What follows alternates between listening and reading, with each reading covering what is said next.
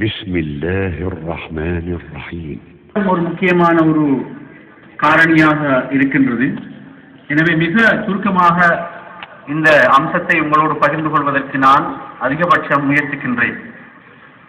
அன்புக்குரிய சகோதரர்களே, இந்த நாட்டில் சிறுபான்மையாக வாழ்கின்ற எங்களை பொறுத்தமட்டில் எங்களுடைய சமூக சீர்திருத்த பணிகளிலும் தாவா பணிகளிலும் நாம் எதை முதன்மைப்படுத்த வேண்டும் என்பது பற்றிய ஒரு தெளிவு கண்டிப்பாக எங்களுக்கு அவசியம். நாம் செய்ய வேண்டிய பணிகளில் எதை முதன்மையாக முதலில் செய்ய வேண்டும், எதை அதற்கு அடுத்ததாக செய்ய வேண்டும், ஒவ்வொரு விடயத்திற்கும் என்னென்ன பெருமானங்களை நாம் கொடுக்க வேண்டும், எவ்வளவு முக்கியத்துவத்தை ஒவ்வொன்றுக்கும் கொடுக்க வேண்டும் என்பது தொடர்பான குர்ஆனுடைய சுன்னாவுடைய ஒரு தெளிவான ஒரு அழகான வழிகாட்டல் எமக்கு முன்னால் இருக்கின்றது. கடந்த 1431 ஆண்டுகளிலே இஸ்லாமிய சமூகம் சில காலகட்டங்களில் அதி உன்னத வளர்ச்சியை, உலகத்துக்கு தலைமை கொடுக்கின்ற மிக பெரும் நாகரிகத்தை முஸ்லிம்கள் கட்டியெழுப்பிய காலத்திலே அவர்கள் இந்த விதியை, இந்த வழிகாட்டலை அவர்கள் பின்பற்றி இருப்பதை வரலாற்றிலே நாங்கள் பார்க்கின்றோம். இஸ்லாமிய சமூகம் சில காலகட்டங்களிலே படு மோசமான வீழ்ச்சியை வரலாற்றில் சந்தித்தமைக்கு இந்த எதை முதன்மைப்படுத்த வேண்டும் என்ற அம்சத்தை கைவிட்டமை அல்லது கவனத்தில் கொள்ளாமை ஒரு முக்கிய காரணமாக இருந்துள்ளதை வரலாற்றிலே நாங்கள் பார்க்கின்றோம். பக்தாத் மீது மங்கோலியர்கள் படையெடுத்த நேரம் லட்சக்கணக்கான முஸ்லிம்கள் படுகொலை செய்யப்பட்ட அந்த பக்தாத் இரத்த வெள்ளத்திலே மூழ்கி கிடந்த பொழுது அதை கண்களால் பார்த்த மிக பிரபலமான வரலாற்று ஆசிரியர் இப்னுல் அசீர் என்பவர் அவருடைய நூலிலே சொல்கிறார், யாரைத்தரம் கருதினி உம்மி, எனது தாய் என்னை பெற்றிருக்காமல் இருந்திருக்க வேண்டுமே, ஏனெனில் நான் முஸ்லிம்களுக்கு நேர்ந்த கொடுமைகளை என்னுடைய கண்களால் பார்க்காமல் இருப்பதற்கு என்று இப்னுல் அசீர் என்ற வரலாற்று ஆசிரியர் எழுதுகின்றார்.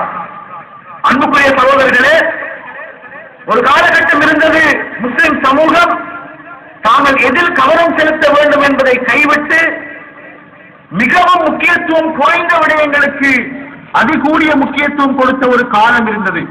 அந்த காலத்திலே முஸ்லிம்கள் பலவீனம் அடைந்தார்கள், வீழ்ச்சி அடைந்தார்கள்.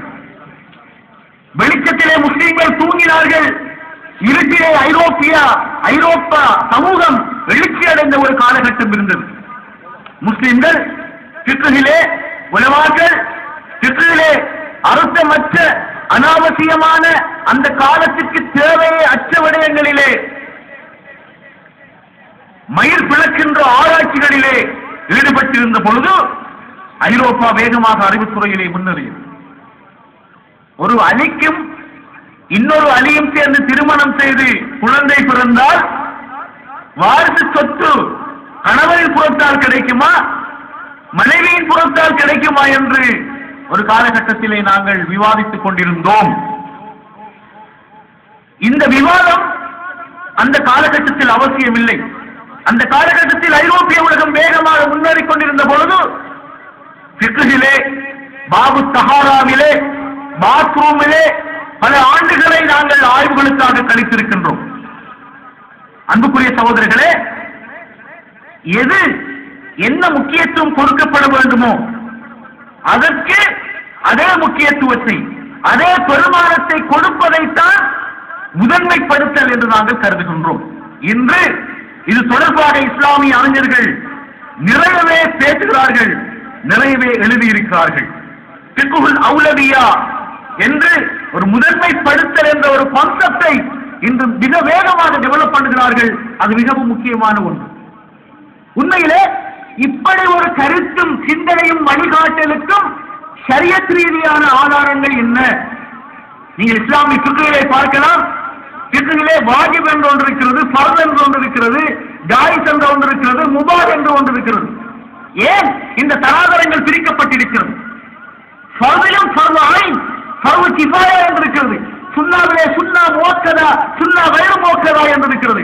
ஹராத்திலும் வியாசனங்கள் இருக்கின்றன. மதுபானம் அருந்துவதும் ஹராம், புகைப்பதும் ஹராம். ஆனால் சரியத்தில் இரண்டும் ஒரே தரத்தில் இருக்கின்ற ஹராமா என்றால் இல்லை. அன்புக்குரிய சகோதரர்களே, இந்த நாட்டில் வாழ்கின்ற சிறுபான்மை முஸ்லிம் சமூகத்தின் உடனடியாக தீர்க்கப்பட வேண்டிய பிரச்சனைகள் என்ன, நீண்ட காலத்தில் தீர்க்கப்பட வேண்டிய பிரச்சனைகள் என்ன, உட்படுத்த வேண்டியது என்ன, பிற்படுத்த வேண்டியது என்ன, எல்லாம் சேர்ந்து கவனம் குவிக்க வேண்டியது என்ன என்று எல்லாவற்றையும் முதன்மைப்படுத்தி நோக்க வேண்டிய, செயற்பட வேண்டிய ஒரு காலகட்டத்திலே நாங்கள் இருக்கின்றோம். குர்ஆன் இந்த வழிமுறையை எங்களுக்கு சொல்லித் தருகிறது. குர்ஆன் கூறுகின்றது, இன்று நாம் பார்க்கின்ற முஸ்லிம் சமூகத்தில் இருக்கின்ற ஒரு மிக பெரும் பலவீனம், வெளி தோற்றங்களுக்கு கொடுக்கின்ற முக்கியத்துவத்தை உள்ளடக்கத்திற்கு நாம் கொடுப்பதில்லை. தொழுகையிலே அசைவுகள் எப்படி இருக்க வேண்டும் என்று நாம் பேசுகின்றோம், ஆராய்ச்சி செய்கின்றோம். ஆனால் தொழுகையின் உயிரோட்டமாக இருக்கின்ற தக்வா, அல்லாஹ்வுடைய உரையாடலாக எங்களுடைய தொழுகை இருக்கிறதா என்பது பற்றி நாங்கள் கவனம் செலுத்துவதில்லை. இதைத்தான் சொல்கின்றோம், வெளி தோற்றத்திற்கு முக்கியத்துவம் கொடுக்கின்றோம், உள்ளடக்கத்தை நாம் முக்கியத்துவம் கொடுக்கவில்லை. குர்ஆன் சொல்கிறது, இந்த கண்ணோட்டத்தில் பிழை இருக்கின்றது. வெளி தோற்றங்களுக்கு முக்கியத்துவம் கொடுக்க வேண்டாம் என்று நான் சொல்லவில்லை, கூடாது என்று குர்ஆன் சொல்லவில்லை. அதற்கு கொடுக்க வேண்டும், ஆனால் அதற்கு முன்னர் நீங்கள் முக்கியத்துவம் கொடுக்க வேண்டும், உள்ளடக்கத்திற்கு கொடுக்க வேண்டும். மஸ்ஜிதுல் அக்ஸாவில் இருந்து முஸ்லிம்களுடைய கிபிலா காபத்துல்லாவை நோக்கி திருப்பப்பட்ட பொழுது யூதர்கள் முஸ்லிம்களோடு விவாதம் செய்தார்கள். எந்த கிபிலா உங்களுக்கு முக்கியமானது என்று அவர்கள் பேசிக் கொண்டார்கள். அப்பொழுது குர்ஆன் வசனம் இறங்குகிறது சூரத்துல் பக்ராவிலே, லைஸல் பிர்ரு அன் துவல்லு wujuhakum மின் கிபலில் மஷ்ரிகி வல் மக்ரிப் வலக்கின்னல் பிர் மன் ஆமன பில்லாஹி வல் யௌமில் ஆகிர். முகங்களை மஸ்ஜிதுல் அக்ஸாவை நோக்கி திருப்புவதோ கஅபாவை நோக்கி திருப்புவதோ அல்ல முக்கியமான விஷயம். அதுவல்ல வெறும் நன்மைக்குரிய விஷயம். அல்லாஹ்வை ஈமான் கொண்டு, மறுமை நாளை ஈமான் கொண்டு செயற்படுவதுதான் அடிப்படையான உள்ளடக்கம். இது வெளி தோற்றம் என்று குர்ஆன் சொல்கின்றது. இந்த சந்தர்ப்பத்திலே குர்ஆன் சொல்கிறது சூரத்துல் பக்ராவினுடைய 177வது வசனத்திலே, இன் துபுது ஸதகாத், நீங்கள் சதகாக்களை வெளிப்படையாக கொடுத்தால் அது உங்களுக்கு நன்மையானது, அது உங்களுக்கு ஹைரானது. வைன் தூதுஹா வைன் துக்ஃபூஹா வ தூதுஹா அல் ஃபுகரா ஃபஹு கைருல் லக்கும். ஆனால் அந்த சதகாவை மறைத்து ஒருவருக்கும் தெரியாமல் கொடுக்கிறீர்கள் பாருங்கள், அது அதைவிட சிறந்தது என்று குர்ஆன் சொல்கின்றது. ஒன்றை விட இன்னொன்றுக்கு முக்கியத்துவம் கொடுங்கள். பனு இஸ்ரவேலர்களுக்கு மன்னு செல்வாவை மூசா அலைஹிஸ்ஸலாத்தின் ஊடாக யூதர்கள் பெற்று உண்டதற்கு பிறகு சொல்கிறார்கள். அந்த நன்றி கட்ட யூதர்கள் சொல்கிறார்கள், மூசாவே இவ்வளவு திண்டு அழுத்து பேச்சு, பூமியில வருகின்ற கெக்கரிக்காயை, பூமியில வருகின்ற காய்கறிகளை கொண்டு வருமாறு உங்களுடைய கடவுளுக்கு சொல்லும். குர்ஆன் சொல்கிறது சூரத்துல் பக்ராவினுடைய 261வது வசனம் என்று நினைக்கிறேன். குர்ஆன் சொல்கிறது, யூதர்களே மண்ணு செல்வா நீங்க திங்கிறதை விட மோஸ்ட் பெஸ்ட் திங், நம்பர் 1 வானத்திலிருந்து வந்திருக்கின்ற உணவு, அதை விட்டுட்டு நீங்கள் பூமியிலே இருக்கின்ற இந்த வெங்காயத்தையும் வெள்ளப்பூட்டையும் செக்கரிக்காய் கேட்கிறீர்கள் என்று குர்ஆன் அவர்களை பார்த்து கேட்கின்றோம். எது ஆக பெஸ்டோ அதில் கவனம் செலுத்துவோம். எது முதன்மைப்படுத்த வேண்டுமோ அதில் நாம் கவனம் செலுத்துவோம். எது முதலில் செய்யப்பட வேண்டுமோ அது முதலில் செய்யப்பட வேண்டும். குர்ஆன் சமாதான யுத்தத்தை விட சமாதானம் முதன்மைப்படுத்த வேண்டும் என்று சூரத்துல் அன்பாலினுடைய 61வது வசனத்திலே கூறுகின்றது. அல்லாஹ்வின் தூதரே, நபியே, உங்களுடைய எதிரிகள் சமாதானத்தின் பக்கம் சாய்ந்து விட்டால் நீங்களும் சமாதானத்தின் பக்கம் சாய்ந்து விடுங்கள். யுத்தம் என்பது விதிவிலக்கு, சமாதானம் என்பதுதான் விதி. நீங்கள் சமாதானத்தின் பக்கம் முக்கியத்துவம் கொடுங்கள் என்று குர்ஆன் கூறுகின்றது. ஒரு மனிதனுடைய வாழ்க்கையில் நன்மையான காரியங்களை பிற்படுத்த வேண்டாம், அதை உட்படுத்துங்கள், அதற்கு முன்னுரிமை கொடுங்கள் என்று குர்ஆன் கூறுகிறது. சாபிகு இலல் ஹைராத், சாபிகு இலல் மாரிஃபா மாஃபிரா, பாவ மன்னிப்புக்கும் நன்மையான காரியங்களுக்கும் நீங்கள் விரைந்து செயற்படுங்கள், முக்கியத்துவம் கொடுங்கள், லேட்டாக வேண்டாம். சூரத்து நஹ்லிலே அல்லாஹ் இன்னொரு 30வது வசனத்திலே சொல்கிறான், உலகம் ஹைருதான். للذين احسنوا في هذه الدنيا حسنه ولدار الاخره خير. உலகத்திலும் நன்மைகள் உண்டு, ஆனால் மறுமையுடைய நன்மைகளை முற்படுத்துங்கள். ஏன்? அது நிரந்தரமான நிலைத்திருக்கக்கூடிய நன்மைகள், அதற்கு முக்கியத்துவம் கொடுங்கள் என்று குர்ஆன் சொல்கிறது. ரசூல் ஸல்லல்லாஹு அலைஹி வஸல்லம் அவர்களுடைய வாழ்க்கையிலும் நாங்கள் பார்க்கின்றோம். உங்களுக்கு தெரியும், அமல்களில் மிகச் சிறந்தது எது? ஹதீஸ்களில் சுற்றி என்ன வந்திருக்கிறது என்று நீங்கள் தேடி பார்த்தால் ஒரு ஹதீஸ் இருக்கிறது, சஹீஹான ஹதீஸ். தொழுகையை நேரத்திற்கு தொழுவது அதுதான் அமல்களில் சிறந்தது. ஆயிஷா ரலியல்லாஹு அன்ஹா கேட்கிறார்கள், ஆண்கள் போராட்டத்தில் கலந்து கொண்டு ஷஹீதாகிறார்கள், அதை போன்ற ஒரு இபாதத் எங்களுக்கு என்ன இருக்கிறது? ஹஜ்ஜுல் மப்ரூர், அதுதான் அமல்களில் சிறந்தது. இன்னொரு சிறுவன் வந்து கேட்கின்றான், அமல்களில் சிறந்தது பிர்ருல் வாலிதைன், பெற்றோருக்கு உபகாரம் செய்வது. இன்னொரு சந்தர்ப்பத்திலே தபூக் யுத்த நேரத்திலே ஒருவர் வந்து கேட்கிறார், யா ரசூலுல்லாஹ், அவர்களில் மிகச் சிறந்தது எது? அல்லாஹ்வுடைய பாதையிலே சென்று போராடுவது என்று சொல்கிறார்கள். அன்புக்குரிய சகோதரர்களே, இப்பொழுது நான் கேட்கிறேன், அமல்களில் சிறந்தது எது? எல்லாம் தான். ஒவ்வொரு சந்தர்ப்பம், ஒவ்வொரு சூழ்நிலை, ஒவ்வொரு மனிதர்கள், ஒவ்வொரு காலகட்டம், இந்த ஒவ்வொன்றுக்கும் ஏற்ப எது எது முதன்மைப்படுத்தப்பட வேண்டும் என்பதை ரசூலுல்லாஹி ஸல்லல்லாஹு அலைஹி வஸல்லம் அவர்கள் மிக தெளிவாக புரிந்து கொண்டு சமூகத்தை வழிநடத்தி இருக்கிறார்கள் என்பதை நாங்கள் பார்க்கின்றோம். குர்ஆன் 23 ஆண்டுகளாக ஏன் படிப்படியாக இறங்க வேண்டும்? அதுல எங்களுக்கு ஒரு பெரிய மெசேஜ் இருக்கு. என்ன மெசேஜ் தெரியுமா? தேவைகள், சந்தர்ப்பங்கள், சூழ்நிலைகளுக்கு ஏற்ப எது முதன்முறையாக இறங்க வேண்டுமோ அது முதன்முறையாக அந்த சட்ட வசனங்கள் இறங்கின. கால சூழ்நிலைகளுக்கு தேவையான வகையிலே குர்ஆனுடைய வசனங்களை அல்லாஹ் இறக்கி இருப்பதை பார்க்கின்றோம். அது நமக்கு ஒரு முக்கியமான செய்தியை சொல்கிறது. என்னவென்றால், ஃபிக்ஹுல் அவுலவிய்யா, எது முதன்மைப்படுத்த வேண்டுமோ அதை முதன்மைப்படுத்துங்க.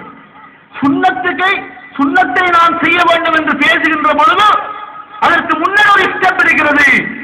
வாஜிபுகளை, ஃபர்துகளை மேக்ஸிமம் நாங்கள் செய்ய வேண்டும். மக்ரூஹான காரியங்கள் குறித்து பயான் பண்ணுவதற்கு முன்பாக ஹராத்திலிருந்து சமூகத்தை பாதுகாப்பதற்கான வேலை திட்டம் என்ன என்று பேச வேண்டும். அதைத்தான் நாங்கள் முன்னுரிமைப்படுத்தல் என்று சொல்கின்றோம். அந்த வாஜிபுகள் சரியாக நிறைவேற்றப்படும் சந்தர்ப்பத்தில் தான் சுன்னாக்கள் பற்றி நாங்கள் பேச வேண்டும்.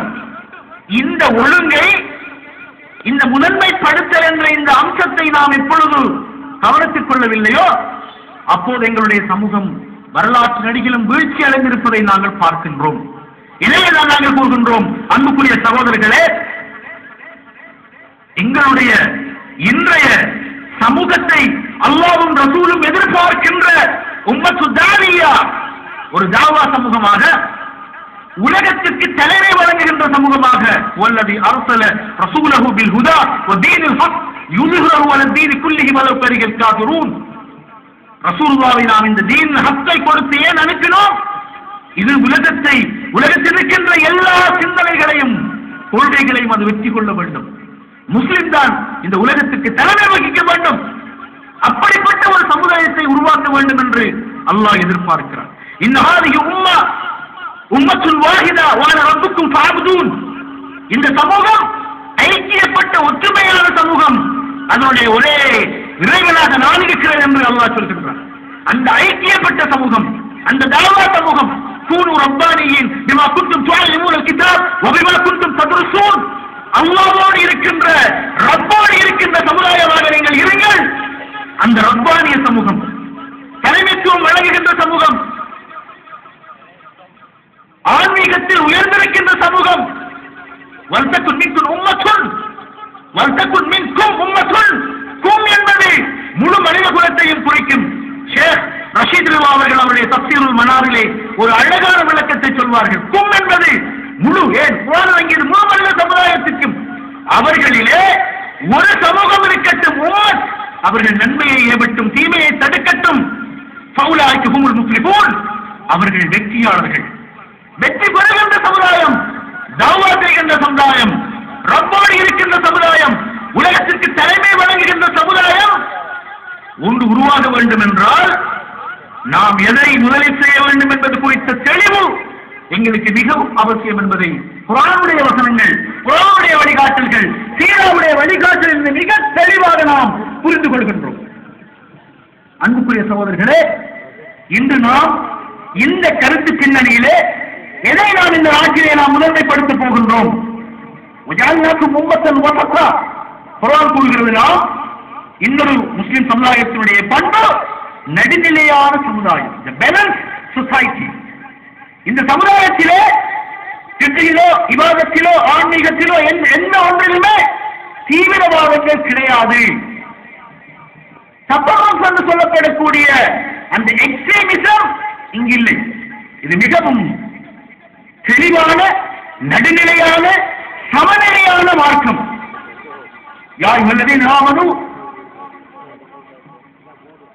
குர்ஆன் கூறுகிறது, ஈமான் கொண்டவர்களே, வெள்ளிக்கிழமை தினங்களிலே தொழுகைக்காக அழைக்கப்பட்டால் உங்களுடைய தொழில் பொருள்கள் எல்லாத்தையும் விட்டுவிட்டு ஓடுங்கள். அதே வசனத்திலே அல்லாஹ் சொல்கிறான்,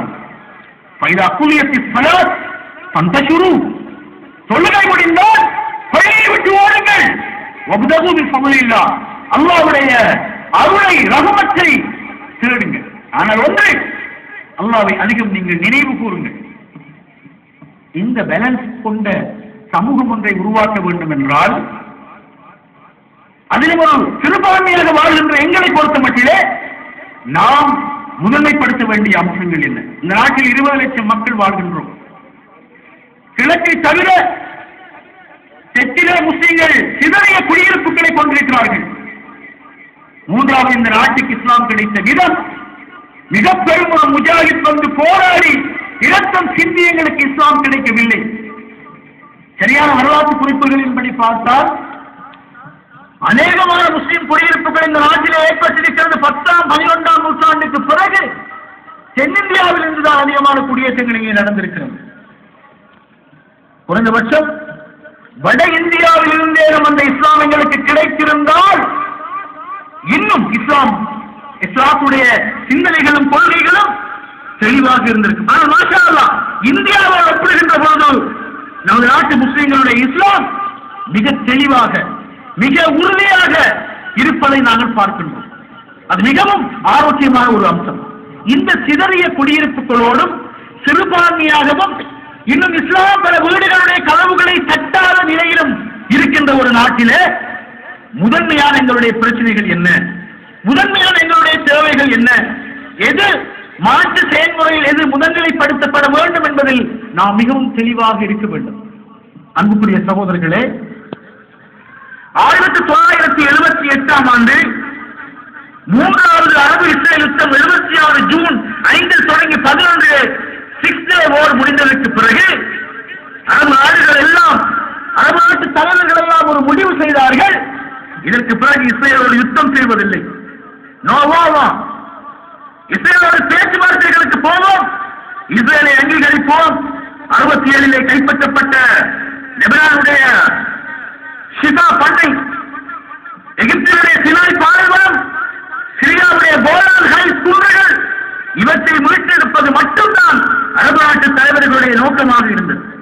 எகிப்துடைய அன்வர் சதாத் சினாயை மீட்பதற்காக சேம் டேவிட் என்ற ஒப்பந்தத்திலே 78 கைச்சாத்திட்டார். அந்த ஒப்பந்தத்தை ஜிம்மி கார்ட்டருக்கு ஃபெசிலிட்டேட் பண்ணுகின்றார். மொனாசிப் பேக் என்ற இஸ்ரேலுடைய prime minister, Anwar Sadat, Jimmy Carter ஆகியோர் எடுக்கின்ற சர்வதேச பெரும் ஒப்பந்தம், இஸ்ரேலுடனான முதலாவது சமாதான ஒப்பந்தம் அதுதான். அந்த ஒப்பந்தம் முடிந்ததற்கு பிறகு மொனாசிப் பேக் அன்வர் சதாத்துக்கு பக்கத்திலே வந்து அவருடைய காதிலே ஒரு செய்தியை சொன்னார். என்ன செய்தி என்றால், mister Anwar Sadat, you are just a politician, நீங்கள் ஒரு வெறும் அரசியல்வாதி, அதனால் நீங்கள் தோற்று விட்டீர்கள். வரலாற்றிலே மிகவும் உணர்ச்சிகரமான, வெரி சென்சிட்டிவ், ஆனால் மிகப்பெரிய ஒரு யதார்த்தத்தை முனாசிப் பேக் அங்கே சொன்னார். அவர் சொன்னார், நான் அப்படிப்பட்டவர் அல்ல. நான் உங்களுடைய ஹசனுல் பன்னா மிக பிரபலமாக இருந்த சையத் குதுபை எப்படி பயிற்றுவித்தாரோ அப்படி டெனிஸ்டர் என்ற ஒரு யூத மத குரு என்னை பயிற்றுவித்திருக்கின்றார். நான் ஒரு ஸ்பிரிச்சுவல் பொலிட்டிஷியன், என்னுடைய மதத்தினுடைய ஆன்மீக பண்பாட்டு பயிற்சியை பெற்ற ஒரு மதவாதியாகவும் அரசியல்வாதியாகவும் நான் இருந்ததனால் நான் வெற்றி பெற்றிருக்கிறேன் என்று அன்பர் சாதாத் மகன் சொன்னான். அன்புக்குரிய சகோதரர்களே, முனாசிப் பேகினுடைய அந்த வார்த்தைகளில் ஒரு யதார்த்தம் இருக்கின்றது. நமக்கு இந்த கென்யாவில் மட்டுமல்ல, இந்த நாட்டிலே பல அரசியல் பிரச்சனைகள் கண்டிப்பாக இருக்கின்றன, யாரும் மறுக்க முடியாது. இந்த நாட்டில் பல பொருளாதார நெருக்கடிகள் எங்களுக்கு இருக்கிறது. முஸ்லிம் சமூகத்திலே கொழும்பில் நகர்ப்புறங்களிலே urban poverty வந்துவிட்டது, நகர வறுமை பெரும் பிரச்சனை. இந்த நாட்டில் உங்களுக்கு தெரியும், முதன்மையான 15 எக்ஸ்போர்ட் லீடிங் கம்பெனிஸ் இலங்கையில் இருக்கிறது. அதிலே ஒன்றே ஒன்று எடம்G என்று சொல்லப்படுகின்ற ஷியா சமூகத்தை பிரதித்துவப்படுத்துகின்ற ஒரே ஒரு கம்பெனி தான் இலங்கையில் ஏற்றுமதி கம்பெனியாக இருக்கிறது. முதன்மையான 15 கம்பெனிகளில் உள்ளூரில் இருக்கின்ற லோக்கல் டாப் 10 கம்பெனிஸில் நோ எனி முஸ்லிம் கம்பெனி இல்லை, கிடையவே கிடையாது. 19ஆம் நூற்றாண்டினுடைய இலங்கையினுடைய ஏற்றுமதி பொருளாதாரத்திலே சுமார் 70% முஸ்லிம்கள் தான் செய்திருக்கிறார்கள். ஆனால் இன்று முஸ்லிம்களுடைய பொருளாதாரம் ஒட்டுமொத்த வீழ்ச்சியை நோக்கி சென்று கொண்டிருக்கிறது. பிரச்சனை தான் இந்த நாட்டில் இருக்கின்ற கல்வி முறையில் எங்களிடம் இருக்கின்ற பாடசாலை கல்வியின் ஊடாக என்ன அடைவுகளை நாம் கொண்டிருக்கின்றோம் என்று நீங்கள் புள்ளி விவரங்களை புரட்டி பார்த்தால் சனத்தொகையில் 10% இருக்கின்றோம். பல்கலைக்கழக அனுமதி வீதத்திலே ஒரு 4.5% நாங்கள் இன்னும் தாண்டவில்லை. அப்படி என்றால் இன்னும் 5.5% நாம் பல்கலைக்கழகத்துக்குள் செல்லவில்லை. இன்னொன்று 1947 ஐவர் ஜெனிசியுடைய தலைமையில் பேராண்மை பல்கலைக்கழகம் உருவாக்கப்பட்டதிலிருந்து இன்றைக்கின்ற 60 ஆண்டுகால வரலாற்றிலே நாம் பெற்ற 4.5 இப்பொழுது அதற்கு முந்தி 1ஆகவும் இருந்திருக்கிறது, 2ஆகவும் இருந்திருக்கிறது. அந்த அந்த 4% 9%-ஆனவை நாம் இன்னும் கலைத்துறைகளைத்தான் ஆர்ட்ஸ் ஃபேக்கல்டியைத்தான் நாம் கைப்பற்றிக் கொண்டிருக்கின்றோம். நாம் கல்வியில் மிக வேகமான மாற்றம் நிகழ்கிறது. 14-15 பல்கலைக்கழகத்துக்கு மேலே இலங்கையில் பல்கலைக்கழகங்கள் இல்லை. நன்ஸ்டேட் யூனிவர்சிட்டி கான்செப்டை டெவலப் பண்ணுகிறார்கள். அது இந்த நாட்டில் நடைபெறப் போகின்றது. அன்புக்குரிய சகோதரர்களே, கல்வியில் எங்களுக்கு பயங்கரமான பின்னடைவுகளை நாம் எதிர்கொண்டு வருகின்றோம். மலையகத்துக்கு தனியான பல்கலைக்கழகத்தை உருவாக்குகின்ற முயற்சியிலே இன்று சமுதாயங்கள் ஈடுபட்டிருக்கின்ற நிலையிலே ஒரு ஊரில் இருக்கின்ற மிகப்பெரிய தேசிய கல்லூரியில் இருந்து பொறியியலுக்கும் வைத்தியத்திற்கும் இன்னும் எத்தனை மாணவர்களை நாங்கள் அனுப்பிக் கொண்டிருக்கிறோம் என்பது கவலைக்கிடமான செய்தி எங்களுக்கு தருகின்றது. இது கல்வியில் அடைவு ரீதியாக உள்ள நாம் எதிர்நோக்குகின்ற மிக பெரும் மேஜர் சேலஞ்ச். ஆனால் இன்னொரு பக்கம் இருக்கிறது. என்ன பக்கம்? இந்த முழு உலகம் என்று எதிர்நோக்கி இருக்கின்ற மிக ஆபத்தான ஒரு பக்கம் இருக்கிறது. ஒபாமா சொன்னார் முன்னாள் அறிக்கையிலே, ஈரானுக்கு எதிராக நாங்கள் எந்த வகையான சக்தியையும் பிரயோகிக்கின்ற ஆற்றல் எங்களுக்கு இருக்கிறது என்று. இருக்கிறது, உண்மைதான். ஓசோன் படையிலே துளை விழுந்து கார்பன் டை ஆக்சைடு அதிகமாகி பச்சை வீட்டு விளையம் பாதிக்கப்பட்டு உலகமெல்லாம் பயங்கரமான வெப்பம், புதிய புதிய நோய்கள் எல்லாம் ஏற்படுகிறது. ஏன்? உலகம் முழுவதற்கும் ஒரு பிரச்சனை, மோரல் டிலம்மா. ஒழுக்கம், பண்பாடு, தார்மீகம், அறம், இவையெல்லாம் மிக வேகமாக அடுத்த சமூகத்தில் மட்டுமல்ல எங்களுடைய சமூகத்தில் ஒன்று அருகி வருவதை நாங்கள் பார்க்கின்றோம். இந்த ஊரிலே எத்தனை இளைஞர்கள் தொழில் இல்லாமல் இருக்கிறார்கள் என்பது எங்களுக்கு தெரியும். அந்த இளைஞர்களுடைய ஸ்ட்ரீட் கல்ச்சர், நீதியோட கலாச்சாரம் எப்படி எங்களுடைய பிரதேசங்களில் மாறி வருகிறது என்று நாங்கள் அறிந்து வைத்திருக்கின்றோம். எங்களுடைய பாடசாலைகளில் ஆசிரியருக்கு கட்டுப்படாத மாணவர்கள் அதிகமாக இருக்கிறார்கள் என்று இன்று முறைப்பாடு செய்கிறார்கள். பெற்றோர் சொல்கிறார்கள், எங்களுக்கு ஒன்றும் செய்ய முடியாது, நீங்கள் ஒரு நசிகத் செய்யுங்கோ என்று சொல்கிறார்கள் ஆசிரியர்களை பார்த்து. யாருக்கும் கட்டுப்படாத பிள்ளைகள் ஏன் உருவாகி இருக்கிறார்கள்? ஏன் ஒழுக்கம் வந்து கிடக்கின்றது? மிகப்பெரிய ஒரு நெருக்கடியை நாங்கள் இந்த ஒழுக்கத்தில் எதிர்கொண்டிருக்கின்றோம். பயங்கரம். முஸ்லிம் பாடசாலைகளிலே பயங்கரமான ஒரு பிரச்சனையாக இன்று உருவெடுத்து வருகின்றது.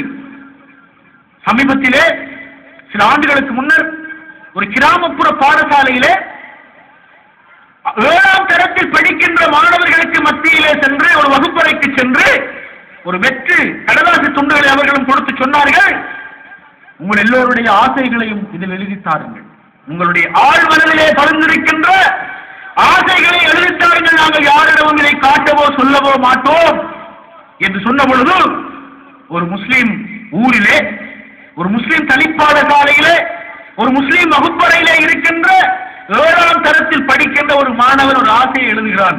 என்ன ஆசை தெரியுமா? இந்தியாவிலே ஒரு நடிகையினுடைய பெயரை குறிப்பிட்டு அவளோடு நான் ஒரு 3 நாள் வாழ வேண்டும், அவருடைய ஆசை. இன்னொரு மாணவன் இன்னொரு நடிகருடைய பெயரை குறிப்பிட்டு என் வாழ்நாளுக்குள்ள நான் அவரை சந்தித்து விட வேண்டும். சுப்ஹானல்லாஹ். யோசித்து பாருங்கள், பிரச்சனை எங்கிருக்கிறது என்று யோசித்து பாருங்கள். எதை முதன்மைப்படுத்த வேண்டும் என்று யோசித்து பாருங்கள்.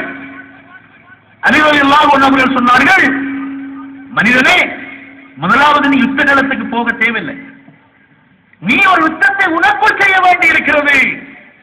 உன்னுடைய உள்ளத்தோடு மனோ இச்சைகளோடு பாவங்களோடு நீங்கள் போராடுங்கள், வெற்றி பெற்றால் யுத்த நிலத்துக்கு செல்லுங்கள், வெற்றி கிடைக்கும். அன்புக்குரிய சகோதரர்களே, இந்த உலகத்தில் ஷஹீத் சையத் குதுப் அவர்கள் சொல்வது போன்று எல்லாமே ஜாஹிலியத் மிக பலமாக நிறுவனமயப்பட்டிருக்கின்ற ஒரு காலகட்டத்தில் நாங்கள் வாழ்கின்றோம். இந்த காலத்தை பற்றி ரசூலுல்லாஹி ஸல்லல்லாஹு அலைஹி வஸல்லம் அவர்கள் சொன்னார்கள், ஒரு காலம் வரும், இஸ்லாத்தை பின்பற்றுவது நெருப்பு தணலை கையிலே பிடித்திருப்பது போன்று கடினமாக இருக்கும். அந்த காலகட்டத்திலே யார் அல்லாஹ்வை பரிபூர்ணமாக இபாதத் செய்கிறாரோ, அல் இபாதத்து ஃபில் ஹரஜி, ஃபித்னாக்களும் ஃபசாதுகளும் நிறைந்திருக்கின்ற காலத்தில் இஸ்லாத்தை பின்பற்றுபவருக்கான கூலி ஹிஜ்ரத்தி இலைய, அவருக்கான கூலி மக்காவிலிருந்து மதீனாவுக்கு போனவர்கள் பற்றி குர்ஆன் சிலாகித்து பேசுகின்றது, புகழ்ந்து பேசுகின்றது. அவர்களை விட உயர்ந்த கூலி என்ன? ரசூலுல்லாஹ்விடம் ஹிஜ்ரத் என்ற கூலியை நீங்கள் பெறுவீர்கள் என்று ஸல்லல்லாஹு அலைஹி வஸல்லம் அவர்கள் சொன்னார்கள். அன்புக்குரிய சகோதரர்களே, எங்களுக்கு முன்னால் இருக்கின்ற முதன்மையான விஷயம் எங்களுடைய ஆன்மீகம், எங்களுடைய கல்வி. ஒரு சிறுபான்மை சமூகத்தினுடைய முதன்மையான போராட்டம் கல்வியூடாக நடைபெறுகின்ற போராட்டமாக இருக்கும். அந்த கல்வியூடாக ஏற்படுகின்ற ஆன்மீக ரீதியான மாற்றமாக இருக்கும். அந்த ஆன்மீகத்தின் ஊடாக வருகின்ற அரசியல் பொருளாதார மாற்றமாக இருக்கும். முதலாவது மாற்றம் எந்த புள்ளியிலிருந்து தொடங்க வேண்டும் என்றால், இந்த ஒழுக்க பண்பாட்டு ஆன்மீக ரீதியான மாற்றத்தில் இருந்துதான் ஓ இஸ்லாமிய சமுதாயம், நாங்கள் சொன்ன அந்த தலைமைத்துவம் கொடுக்கின்ற சமுதாயம் உருவாகின்றது. இஸ்லாத்துடைய வரலாற்றில் மிக பெரும் வெற்றிகளை குவித்த ஸலாஹுத்தீன் அய்யூபி ரஹிமஹுல்லாஹ் அவர்கள் நீண்ட தூரங்களுக்கு கால்நடையாக கழுதைகளில், கோவாறு கழுதைகளில், ஒட்டகங்களில் ஆக கூடினால் குதிரைகளில் பயணம் செய்து இஸ்லாத்திற்கு மகத்தான வெற்றிகளை கொட்டிக் கொடுத்து அந்த தளபதி மதீனாவுக்கு அல்லது இஸ்லாமிய நாட்டுக்கு திரும்புகின்ற பொழுது இடையிலே இரவு நேரங்களில் கூடாரம் அடித்து தங்குவார்கள். ஒரு முறை ஸலாஹுத்தீன் அவருடைய துணை தளபதியும் அவருடைய போராட்ட வீரர்களை நள்ளிரவிலே பார்வையிட்டு வருகின்ற பொழுது ஸலாஹுத்தீன் கேட்கிறார், துணை தளபதியை பார்த்து கேட்கின்றார், உங்களுக்கு தெரியுமா, நாங்கள் இஸ்லாமிய சமுதாயம் அடைகின்ற இந்த மகத்தான வெற்றிகளுடைய ரகசியங்கள் என்ன என்று உங்களுக்கு தெரியுமா? பாருங்கள், இவர்கள் தான் ஒருவர் குர்ஆன் ஓதிக் கொண்டிருக்கிறார், இன்னொரு திக்ர் செய்து கொண்டிருக்கிறார், இன்னொருவர் தஹஜ்ஜுத் தொழுது கொண்டிருக்கிறார், இன்னொருவர் இஸ்திக்பார் செய்து கொண்டிருக்கிறார். இவர்கள்தான் எங்களுடைய மகத்தான வெற்றிகளுடைய ரகசியங்கள் என்று சலாஹுத்தீன் அய்யூபி அவர்கள் குறிப்பிடுகிறார்கள். அன்புக்குரிய சகோதரர்களே, எங்களுடைய பிரதேசத்தினுடைய கல்வி எந்த நிலையில் இருக்கிறது? ஒழுக்கத்தை அது கொடுக்கின்றதா? எங்களுடைய இளைஞர்கள் எந்த இடத்திலே இருக்கிறார்கள்? நாங்கள் செய்ய வேண்டிய முதலாவது விஷயம் என்ன? இதுதான் எங்களுக்கு இன்று தேவையான விஷயம். கருத்து வேறுபாடுகள் இஸ்லாம் தோன்றியதில் இருந்து இன்று வரை இருக்கின்றது, அது இருந்து கொண்டே இருக்கும். அல்லாஹ்வுடைய நியதி, அல்லாஹ்வுடைய விதி, சுனல் இலாஹியா, அல்லாஹ்வுடைய தெய்வீக நியதிகளில் ஒன்று, அது மாற்ற முடியாது, அது இருக்கும். ஆனால் முதன்மைப்படுத்த வேண்டிய விஷயம் கருத்து வேறுபாடுகளோ முரண்பாடுகளோ அல்ல, அது கொஞ்சம் தான். கருத்துரிமைப்பட்ட விடயங்களில் நாங்கள் முதன்மை செலுத்தலாம், கவனம் செலுத்தலாம். இஸ்லாமிய சமூக மாற்றத்தினுடைய அடிப்படை பற்றி குர்ஆன் சூரத்துல் முஸம்மிலும் சூரத்துல் முத்தஸிரும் சொல்கிறது. யா அய்யுஹல் முத்தஸிர் கும் ஃபஅன்திர். நபியே, ஒழுங்குங்கோ, தொழுங்கோ, இஸ்திக்பார் செய்யுங்கோ, உங்களை நீங்கள் உருவாக்கிக் கொள்ளுங்கள். இதை நான் ஏன் சொல்கிறேன் என்றால், முஸ்லிம் சமூகத்தினுடைய எல்லா பிரச்சனைக்கும் தீர்வு நாங்கள் இந்த நாட்டிலே போராடுவதோ அரசியல் ரீதியாக முழுக்கவனம் செலுத்துவதோ முதன்மையான விஷயம் அல்ல. ஏன்? போராடுவதற்கு, செயல்படுவதற்கு தகுதியான மனிதர்களை உருவாக்குவதுதான் முதன்மையான கவனம் குவிக்க வேண்டிய அம்சம். அதுதான் அம்சம். கொள்கையோடு உருவாக்கப்படுகின்ற மனிதர்கள், கொள்கை மீது பயிற்றுவிக்கப்படுகின்ற மனிதர்கள் பற்றித்தான் வரலாற்றை நாங்கள் பார்க்கின்றோம். அம்ர் இப்னு ஜமூ அப்படிப்பட்ட ஒருவர் தான். அந்த விடயம்தான் உண்மையிலே எங்களுடைய சமூக மாற்றத்திலே முன்னிலைப்படுத்த வேண்டிய முக்கியமான அம்சமாக இருக்கின்றது. கல்வியினூடாக, கல்வி ஒரு முக்கியமான விஷயம். எங்களுடைய சிறுபான்மை சமூகத்துடைய முதன்மையான போராட்டம் இந்த கல்வியினூடாக வர வேண்டும். அந்த கல்வியினூடாக வர வேண்டிய ஒழுக்க மாற்றம், அந்த கல்வியினூடாக வர வேண்டிய ஆன்மீக மாற்றம், அந்த மாற்றத்தினூடாகத்தான் எங்களுடைய சமுதாய மாற்றத்தை நாங்கள் கண்டடையலாம். எங்களிடம் இந்த நாட்டிலே 2600 பள்ளிவாசல்கள் இருக்கின்றன, குர்ஆன் மதரசாக்கள் இருக்கின்றன, ஆயிரக்கணக்கில் இருக்கின்றது. இஸ்லாத்தை ஆழமாக படிக்கின்ற 350க்கும் மேற்பட்ட மதரசாக்கள் இருக்கின்றன. நாட்டிலே நாங்கள் கவனம் செலுத்த வேண்டிய விடயம் என்ன தெரியுமா? இருக்கின்ற எல்லா நிறுவனங்களையும் அதிகபட்சம் அல்லாஹ்வும் ரசூலும் எதிர்பார்க்கின்ற நிறுவனங்களாக இஸ்லாமிய மயப்படுத்த முடியுமா? நாங்கள் அதை பற்றி யோசிக்கவில்லை, யோசிக்க வேண்டும்.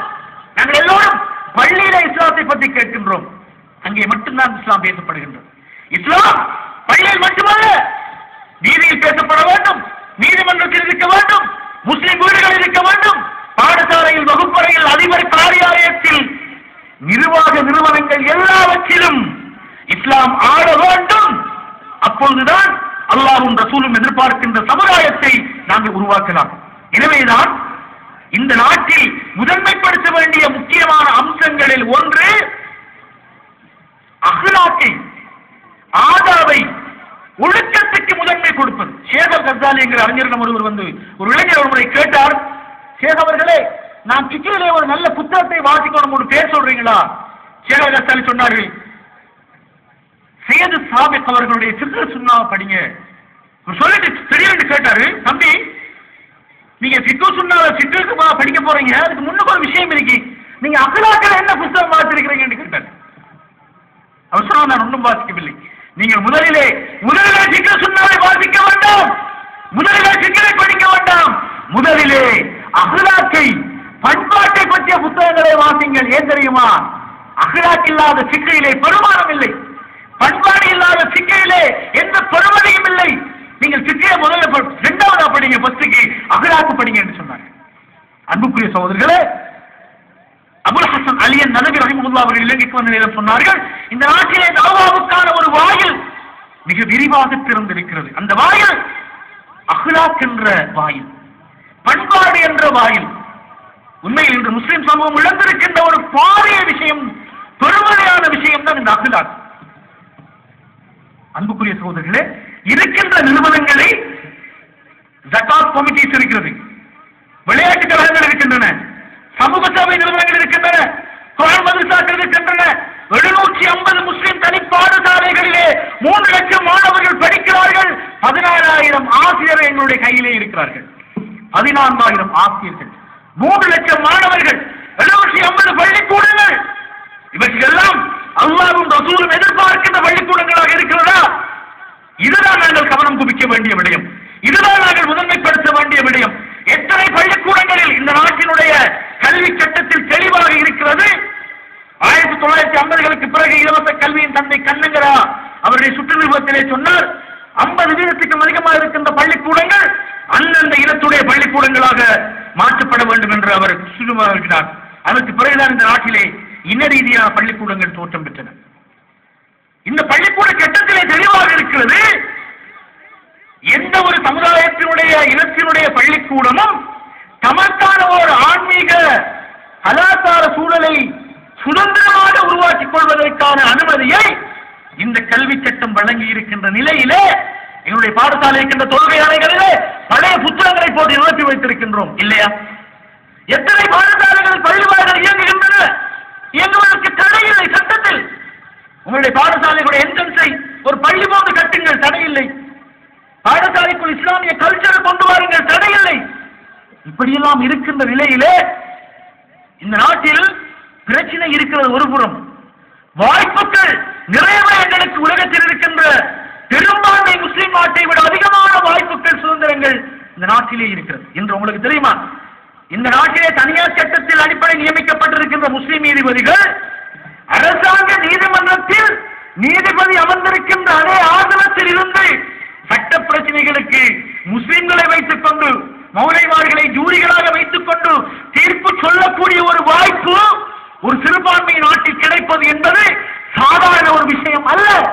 இந்த சுதந்திரத்தை, இந்த உரிமையை எவ்வளவு தூரம் நாங்கள் நன்றாக பயன்படுத்திக் கொண்டோம் யோசித்து பாருங்கள்.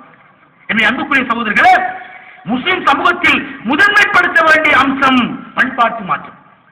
முஸ்லிம் சமூகத்தில் முதன்மைப்படுத்த வேண்டிய விஷயம் ஆன்மீக மாற்றம். முஸ்லிம் சமூகத்தில் முதன்மைப்படுத்த வேண்டிய மாற்றம் கல்வி மாற்றம்.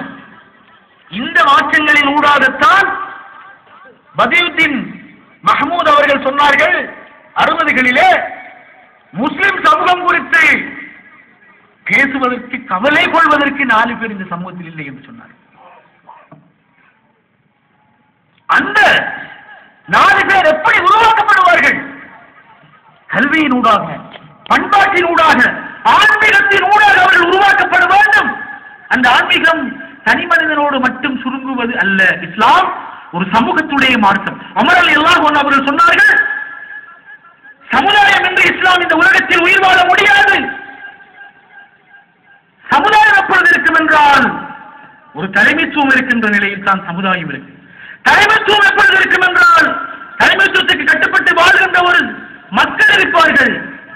அப்பொழுதுதான் இஸ்லாம் உயிர் வாழும். பூ அன்புசக்கும் வகிலிக்கும் நாரா.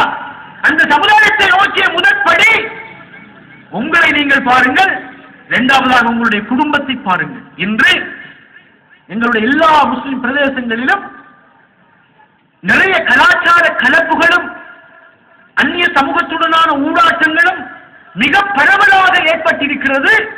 இது அடிப்படையில பாசிட்டிவ்.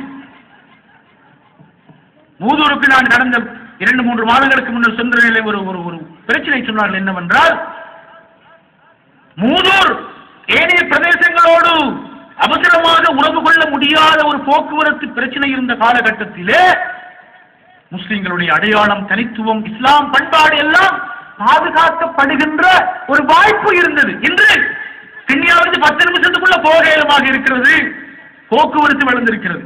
ஆனால் இது எங்களுடைய கலாச்சார தனித்துவத்தை பாதுகாப்பதற்கு ஒரு அச்சுறுத்தலை உருவாக்கி இருக்கிறது அப்படி என்று சொன்னார்கள். நான் சொன்னேன், தம்பி, இது அச்சுறுத்தல் அல்ல. உலகத்தில் நடக்கின்ற எல்லா மாற்றமும் இப்படிதான் இருக்கும். You can't be close. It is an open society. உலகம் திறந்த சமுதாயம். எல்லா சமூகங்களோடும் ஊடாட வேண்டும். ஊடாடி கொண்டு உமர் ரலியல்லாஹு அன்ஹு அவர்களிடம் கேட்டார்கள், தக்வா என்றால் என்ன என்று. அவர்கள் சொன்னார்கள், பாருங்கள், ஒரு முட்கள் நிறைந்த ஒரு பாதையின் ஊடாக செல்கின்ற பொழுது உங்களுடைய ஆடையை சற்று உயர்த்தி கொண்டு அந்த முள் உங்களுடைய ஆடையில் குத்தாமல் போகிறீர்கள் பாருங்கள், அதுதான் தக்வா. வீதிகள் திறக்கப்பட்டன, பாலங்கள் போடப்பட்டன, முட்கள் வந்திருக்கின்றது. வரும். It is an open society. இதில் முள்ளு குத்தாம போறதுதான் தக்குவா. முள்ளே இல்ல, சும்மா போறது தக்குவா இல்ல. அன்புக்குரிய சகோதரர்களே, முதன்மைப்படுத்த வேண்டிய அம்சம் இதுதான். கலாச்சாரம் இந்த நாட்டினுடைய நேச்சர், டைவர்சிட்டி இஸ் பியூட்டி. அல்லாஹ் சொல்றான், நாங்கள் நினைத்திருந்தால் மனித குலத்தை எல்லோரையும் ஒன்றாக ஆக்கியிருப்போம். நாங்கள் அப்படி ஆக்கவில்லை. பல்வேறு மதங்கள், பல்வேறு மொழிகள், பல்வேறு கலாச்சாரங்கள் எல்லாம் இந்த உலகத்துடைய அல்லாஹ்வுடைய நியதிகளில் ஒன்று. இதற்குள்ளே ஈமானை பாதுகாக்க வேண்டும் என்றால் குகைக்கு போங்கள். போனார்கள். சூரத்துல் கஹ்ஃபில் அல்லாஹ் சொல்கிறான், சித்யத்துன் ஆமனு பிரப்பிஹிம். முனீர் ஷஃபீக் அவர்கள் சொல்வது போன்று நவீன காலத்தில் இருக்கின்ற குகை இஸ்லாமிய இயக்கங்கள், இஸ்லாமிய நிறுவனங்கள், தவா என்ற குகை. அதுபோல போல உங்களுடைய ஈமானை, தக்வாவை பாதுகாத்துக் கொள்ளுங்கள். அதைத்தான் இன்று ஜமாஅத்து சலாமா செய்கின்றது. அன்புக்குரிய சகோதரர்களே, இன்று எங்களுடைய சமூகத்திலே எத்தனை பிரச்சனைகள் இருந்தாலும் முதன்மைப்படுத்த வேண்டிய பிரச்சனை எங்களுடைய கல்வி, எங்களுடைய ஒழுக்கம், எங்களுடைய ஆன்மீகம். இதைத்தான் அன்வர் சதாதுடைய காலிலே மொனாச்சின் பேக் தெளிவாக சொல்லுகிறார். பாருங்கள் அன்புக்குரிய சகோதரர்களே, இந்த கருத்தை, இந்த அம்சத்தை நாங்கள் உள்வாங்கிக் கொண்டால் நிறைய இடங்களில் நாங்கள் நினைந்து வேலை செய்யக்கூடிய களங்களை கண்டடையலாம். இந்த ஊரில் உள்ள பள்ளிக்கூடம் இஸ்லாமிய மயமாக்கப்பட வேண்டும். நிர்வாகம், படிப்பித்தல் முறை, வகுப்பறை சூழல், பௌதீக சூழல் எல்லாம் இஸ்லாத்தை பிரதிபலிக்கின்ற ஒரு இடமாக மாற்றப்படும். ஒரு முறை ரசூலுல்லாஹி ஸல்லல்லாஹு அலைஹி வஸல்லம் அவர்களை சந்திப்பதற்கு யமனைச் சேர்ந்த ஒரு வியாபார கூட்டம் மதீனாவுக்கு வந்தது. அந்த வியாபார கூட்டம் ரசூலுல்லாஹ்வுடைய வீட்டிலே தங்கியிருந்து விருந்து விசாரம் எல்லாம் வழங்கப்பட்டு காலையில் அவர்கள் சுபஹ் தொழுகைக்கு பின்னர் தங்களுடைய நாட்டுக்கு திரும்புகின்ற பொழுது ரசூலுல்லாஹி ஸல்லல்லாஹு அலைஹி வஸல்லம் அவர்கள் சொன்னார்கள், யா பிலால், இங்க வாங்கோ, இந்த ஒவ்வொருவருக்கும் ஒவ்வொரு ஹதியா கொடுங்கோ, இங்க இவ்வளவு பேர் தானே வந்திருக்கிறீங்க என்று கேட்டாங்க. அவர்கள் சொன்னார்கள், இல்லை, எங்களோடு ஒரு இளைஞர் வந்திருக்கிறார், அவரை நாங்கள் வியாபார கிழக்குகளிடம் பாதுகாப்புக்காக வைத்துவிட்டு வந்திருக்கிறோம் என்று சொன்ன பொழுது நபிகளார் சொன்னார்கள், பிலால், அவருக்கும் ஒரு ஹதியத்தை கொடுங்க. சிறிது காலம், சில ஆண்டுகள் கழிந்ததற்கு பிறகு இதே வியாபார கூட்டம் மதீனாவுக்கு வந்த நேரம் ரசூலுல்லாஹை சந்திப்பதற்கு வருகிறார்கள். அப்பொழுது ரசூலுல்லாஹி ஸல்லல்லாஹு அலைஹி வஸல்லம் அவர்கள் கேட்டார்கள், உங்களோடு சென்ற முறை வந்த அந்த இளைஞர் மரணித்து விட்டார் அல்லவா? ஆம் யா ரசூலுல்லாஹ். அந்த இளைஞர் சம்பூர்ணமாக, பரிபூர்ணமாக மரணித்து விட்டார், அல்லாஹ் தஆலா அவருக்கு அருள் பாலிக்கட்டும் என்று சொன்னார்கள். அப்பொழுது அவர்கள் கேட்டார்கள், யா ரசூலுல்லாஹ், மனிதனுடைய உடலில் இருந்து உயிர் பிரிந்து விட்டால் மரணம் வந்துவிடும். அப்படி இருக்கின்ற நிலையிலே முழுமையாக மரணிப்பது, அரைகுறையாக மரணிப்பது என்றெல்லாம் இருக்கிறதா? என்ன சொல்கிறீர்கள்? ஆம், அல்லாஹ்வுடைய எண்ணங்களோடும் அல்லாஹ்வுடைய சிந்தனையோடும் முழு வாழ்க்கையை அமைத்துக் கொண்ட மனிதர்களுடைய மரணம் பரிபூர்ணமானது. அவன் மஸ்ஜித் வருகிறான், சுப்ஹானல்லதி சக்கர்லனா ஹாதா என்று ஓதுகிறான், வீதியில் போகிறான், அதற்கான துஆவை ஓதுகிறான், தூங்குகிறான், அதற்கான துஆவை ஓதுகின்றான். மறுதளம் கூட கழித்து விட்டு வந்து ரசூலுல்லாஹ் சொன்னார்கள், குஃப்ரானக. சஹாபாக்கள் கேட்டாங்க, யா ரசூலுல்லாஹ், நீங்கள் இஸ்திக்பார் செய்கிறீர்கள், என்ன பாவம் செய்தீர்கள்? ரசூலுல்லாஹி ஸல்லல்லாஹு அலைஹி வஸல்லம் சொன்னார்கள், பாவம் ஒன்று செய்தேன். என்ன செய்தார்? நிர்பந்தத்திற்காக இந்த ரெண்டு சந்தர்ப்பங்களிலும் அல்லாஹ்வை நினைவு கூறவில்லை என்ற பாவத்தை செய்தேன். நிர்பந்தமாக இந்த ரெண்டு சந்தர்ப்பங்களிலும் அல்லாஹ்வை நினைவு கூறவில்லை என்ற பாவத்தை செய்தேன் என்றால் அதனுடைய அர்த்தம் என்ன? கூனு ரப்பானியின், ரப்போடு இருங்கப்பா. ரப்போடு இருக்கின்ற முஸ்லிமை எப்படி உருவாக்குவது? அதுதான் எங்களுடைய முதன்மையான விஷயம். அந்த முஸ்லிமுக்கு இந்த உலகில் ஏற்படுகின்ற எல்லா பிரச்சனைகளையும் தீர்க்கின்ற ஆற்றலை, மன துணிவை, உதவியை அல்லாஹ் கொடுக்கின்றான். அல்லாஹ்வை நாங்கள் நம்புகின்றோம். பத்ரிலே நாங்கள் அதை பார்த்தோம், வரலாற்று அதை பார்க்கின்றோம். எனவே எங்களுடைய முதன்மையான போராட்டம், எங்களுடைய சமூக வாழ்க்கை செயற்பாடுகளில் நாங்கள் கவனம் செலுத்த வேண்டிய இன்னொரு முக்கியமான அம்சம், இருக்கின்ற எல்லா நிறுவனங்களையும் அதிகபட்சம் இஸ்லாமிய மயமாக்குவதோடு எங்களுடைய ஹலால் ஹராத்தை பேணுவதற்கு இன்னும் சில புதிய நிறுவனங்களை, மாற்று நிறுவனங்களை நாங்கள் உருவாக்கிக் கொள்ள வேண்டியதும் முதன்மைப்படுத்த வேண்டிய முக்கியமான அம்சம். குறிப்பாக கொடுக்கல் வாங்கலில் ஹலால் ஹராத்தை பேண வேண்டுமாக இருந்தால் எங்களுக்குரிய வங்கி முறை ஒன்றை இந்த நாட்டில் உருவாக்கிக் கொள்ள வேண்டும். எங்களுக்குரிய நிதி நிறுவனங்களை உருவாக்கிக் கொள்ள வேண்டும். அது இன்னொரு பகுதி முதன்மை செலுத்த வேண்டிய, கவனம் செலுத்த வேண்டிய அம்சங்கள். எனவே அன்புக்குரிய சகோதரர்களே, நாங்கள் இந்த நாட்டில் சிறுபான்மையாக வாழ்வது ஒரு பலவீனம் அல்ல. ஏன்? நாங்கள் இலங்கை என்ற அடையாளத்துக்கு வெளியில் எங்களுக்கு ஒரு அடையாளம் இருக்கிறது. நாங்கள் சர்வதேச சமூகம். இந்த அடையாளத்துடன் கூடிய நாங்கள் இன்று செய்ய வேண்டிய மிகப்பெரிய முதன்மையான ஹிஜ்ரத், ஒழுங்கீனம் என்ற நிலையிலிருந்து சமூகத்தை ஒழுங்குபடுத்தல் என்ற ஹிஜ்ரத்தை நோக்கி செல்லுங்கள். பாவத்தில் மூழ்கி கிடக்கின்ற சமுதாயத்தை நன்மையின் பால் தூண்டுகின்ற ஹிஜ்ரத்தை செய்யுங்கள். மனதிலே பாவத்தோடு இருக்கின்றோம், அல்லாஹ்வுடைய திக்ரையும் அல்லாஹ்வுடைய நினைவையும் அல்லாஹ்வுடைய நெருக்கத்தையும் உருவாக்குகின்ற ஹிஜ்ரத்தை செய்யுங்கள். ஹிஜ்ரத் என்ற அந்த வரலாற்று நிகழ்வு ஒரு பொழுதும் தன்னுடைய அர்த்தத்தை தன்னுடைய கருத்தை ஒரு நாடும் இழக்காது. அந்த வரலாற்று நடிகம் அந்த ஹிஜ்ரத் இருந்து கொண்டே இருக்கும். அந்த ஹிஜ்ரத்து தான் நாம் செய்ய வேண்டியது. ஒழுக்கத்தை நோக்கிய ஹிஜ்ரத், ஆன்மீக மாற்றத்தை நோக்கிய ஹிஜ்ரத், கல்வி முன்னேற்றத்தை நோக்கிய ஹிஜ்ரத். இந்த ஹிஜ்ரத்து தான் இந்த நாட்டில் சிறுபான்மையாக வாழ்கின்ற முஸ்லிம்களுடைய அடிப்படையான இலக்காக முதன்மைப்படுத்த வேண்டிய அம்சமாக இருக்க வேண்டும். அந்த மகத்தான பணியை உங்களிடம் சுமந்து வந்திருக்கின்ற இந்த ஜமாத்து சலாமாவுக்கு என்னென்ன வழிகாட்டல்கள் உங்களுக்கு தேவையாக இருக்கிறதோ அந்த வழிகாட்டல்களை தொடர்ச்சியாக பெறுவதற்கு வழங்குவதற்கு நாங்கள் அந்த அமைப்பு தயாராக இருக்கிறது என்ற செய்தியை உங்களுக்கு கூறி, இந்த நீண்ட நேரத்தை இவ்வளவு பிரம்மாண்டமான ஒரு சனத்தொகை பணி கொட்டுகின்ற இந்த இரவிலே அல்லாஹ்வுக்காக என்ற எண்ணத்தோடு நீங்கள் இருந்திருக்கிறீர்கள். அதற்கான கூலியை அல்லாஹ் உங்களுடைய மீதானில் அதிகமாகவும் நிறைவாகவும் தர வேண்டும் என்ற பிரார்த்தனையோடு விடைபெறுகிறேன். வஆஹிரு அல்ஹம்துலில்லாஹி ரப்பில் ஆலமீன். வஸ்ஸலாமு அலைக்கும் வரஹ்மத்துல்லாஹி வபரகாத்துஹு. கிண்ணியாவில் பயான் செய்திகள் பெற நாடுங்கள். அல்வா கிண்ணியா, பெரிய பள்ளி வீதி, பெரிய கிண்ணியா 6. ஃபோன் 077 9300 362 075 261 9936.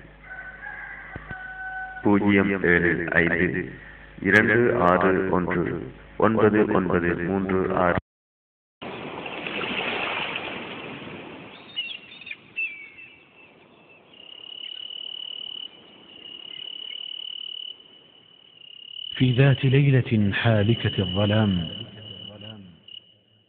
بينما الليل يرخي سدوله والكون هادئ في سكون كان نبينا محمد صلى الله عليه وآله وسلم يتأمل في السماء فإذا بالكون من حوله قد أضاء وجاءته تباشير الهداية